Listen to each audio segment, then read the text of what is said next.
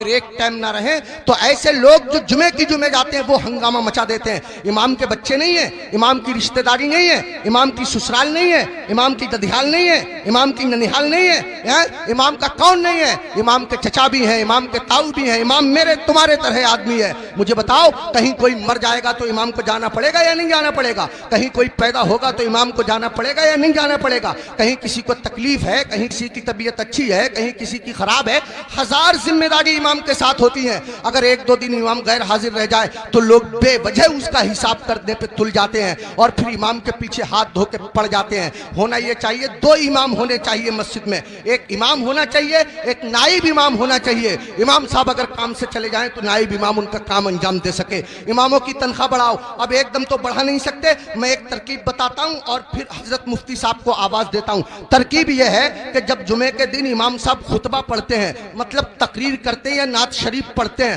مسجد میں جتنے لوگ جاتے ہیں اگر صرف 10 روپے سے امام صاحب کا مسافہ کر دیں گے تو قسم خدا کی آپ کے پاس سے 10 روپے جائیں گے, میری مسجد کے امام صاحب کے پاس ہزاروں روپے اکٹھے ہو جائیں گے. امام صاحب کے بچے کھائیں گے, ان کے دل سے دعا نکلے گی.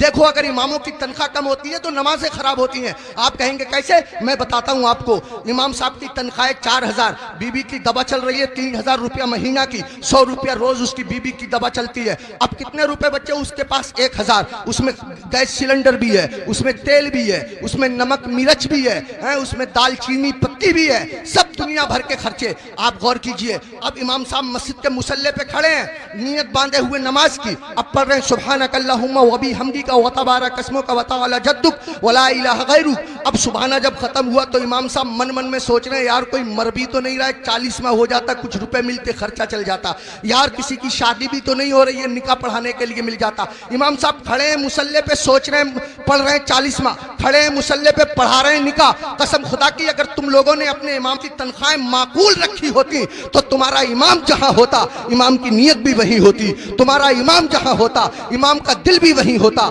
تمہارا امام جہاں ہوتا امام کا خیال بھی وہی ہوتا. اماموں کی تنخواہیں بڑھاؤ, ملا کرو, ہر ہفتے معمول بنا لو.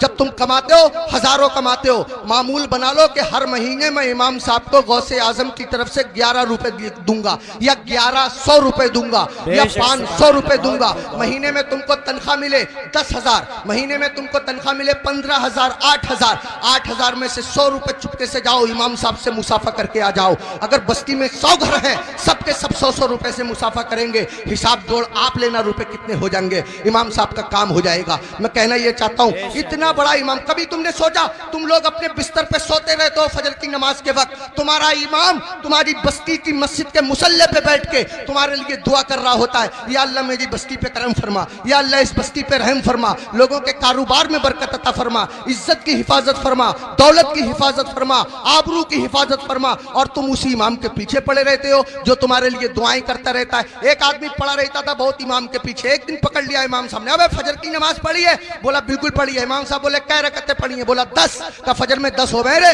کہہ رہا چلو 15 مان لو. امام صاحب بولے 15 ہوتی فجر میں؟ کہہ رہا چلو 20 مان لو. امام صاحب بولے پٹ جائے گا, دماغ خراب مت کر. منہ لٹکایا ہوا گھر گیا, بیوی بولی کیسے منہ لٹکائے پھر رہے ہو؟ کہنے لگا رے امام صاحب نے پکڑ لیا, بولے فجر پڑھی ہے, میں نے پڑھی ہے, انہوں نے رکعتیں پوچھ لی, میں نے 10 بتائیں, 15 بتائیں, 20 بتائیں, 25 تک پہنچ گیا, مگر اتنا ہے کڑے امام ہے وہ بھی مانے ہی نہیں.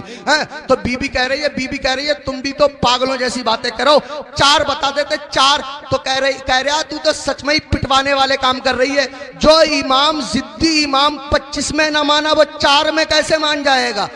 25 میں مانا نہیں 4 میں مان جائے گا, پٹوانے والے کام کر رہی ہے. اماموں کے قریب آؤ, اماموں کا خیال رکھو, جب کھانا کھانے بیٹھا کرو امام کو فون کر لیا کرو, حضرت کھانا کھایا نہیں کھایا, آیا نہیں آیا, اگر آیا تو کیا آیا, اگر تمہارے گھر کوئی اچھی چیز بنا کرے امام کو پہنچا دیا کرو, امام کا خیال رکھا کرو. بال کاٹنے کی دکان ہے, امام سے بال ترشوانے کے پیسے مت لیا کرو. کپڑے سلنے کی دکان ہے, امام کے کپڑے فری سل دیا کرو. پوری بستی کا ایک امام ہے, کیا نہیں ہو سکتا؟ مشکل کام نہیں ہے, مشکل کام نہیں ہے. ایک امام کے ساتھ اگر یہ رعایت کی جائے, کوشش کرو اپنی مسجد کے اماموں کو حج کراؤ, عمرے کے لیے بھیجو, سب مل کر کے کوشش کرو, تو کوئی کر رہا کام نہیں ہے. میں نے بہت قیمتی وقت لے لیا, آپ سے بھی میں معافی چاہتا ہوں اور مفتی صاحب سے بھی میں معافی چاہتا ہوں, ممبر شریف پہ بیٹھے ہوئے تمام لوگوں سے میں معافی چاہتا ہوں. میرے دل کی تمنا تھی, میری آرزو تھی, اماموں کے بڑے برے حالات لوگوں نے بنا دیے. یہی وجہ ہے ہمارے 50 50% मौलवियों ने अपना कारोबार शुरू कर दिया, इमामतें छोड़ दी और इमामों के साथ ऐसे ही रवैया रहा तो कसम खुदा की तुम लोगों के बच्चों को अल्लाह और रसूल का नाम सिखाने वाले लोग मिलना मुश्किल हो जाएंगे। ऐसी हालतें पैदा